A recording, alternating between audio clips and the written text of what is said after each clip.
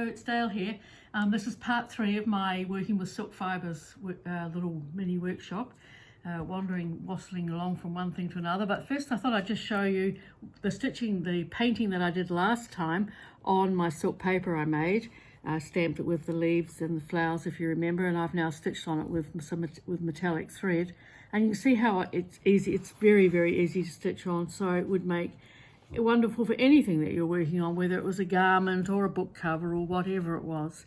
And this was another little piece that I had done just to show how, rather than being serendipitous with the colours, I have quite deliberately separated them out. And then I've twin needled and hand stitched onto this piece. So that's another, it is the most beautiful surface for working onto. But today I'm going to show you silk hankies. This is a sort of sample here of some of the hankies we have. You can see that there's a big pile and a mess waiting for me to sort and weigh and so on, but this particular one has come nice and set out, and you can see the layers. So what they do is they've got a frame and they stretch the silk fibre out, and that's where the word hanky comes from. And contrary to some people who tried to buy them for hankies, they're not those sorts, they're ones to be worked. So you can see a very fine layer that I can lift off this one here to show you. And so that's about the fineness of the layer. I'm not going to use that one today. I'm going to use one that I've used before. And this is let's just lay it out. This is actually you really need hand cream or something before you start working, but I always forget that part. But just a little handy hint. So we'll just pull off a layer and lay it out on our netting. And instead of using a textile medium, so I'm not so concerned about the shape in this, and you can see it's got the hard edge around it, and on the top of it I'll just sprinkle a few metallic flakes, just a few here and there. But you could put anything, trap anything inside like you can with anything else. And as you can see, it's all just a little bit tricky. We'll put the second layer on the top, if we can get away from it without it attacking me. And this is the second layer coming down on the top of it. It's actually 2 layers, and I really should separate it out more, but so it's much thicker than it might be.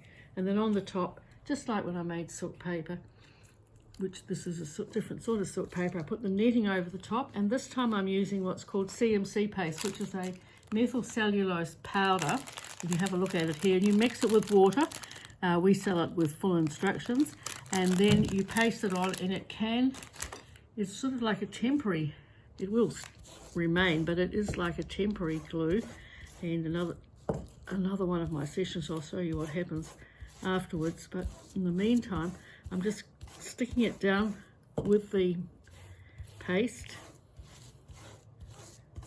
It's sort of like a wallpaper paste, but don't use wallpaper paste.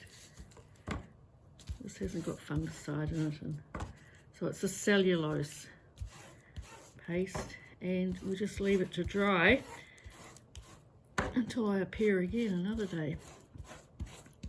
And what you can do with it, all right, and it'll dry very firm. So that's it. And then finally, just for today, I'm going to show you how, with your silk hanky, you can knit with it. And so you've got the hanky there, and just pull out from the center the fibers. I'll show you this one, very, very strong, and pull out your fibers until you've got what you want.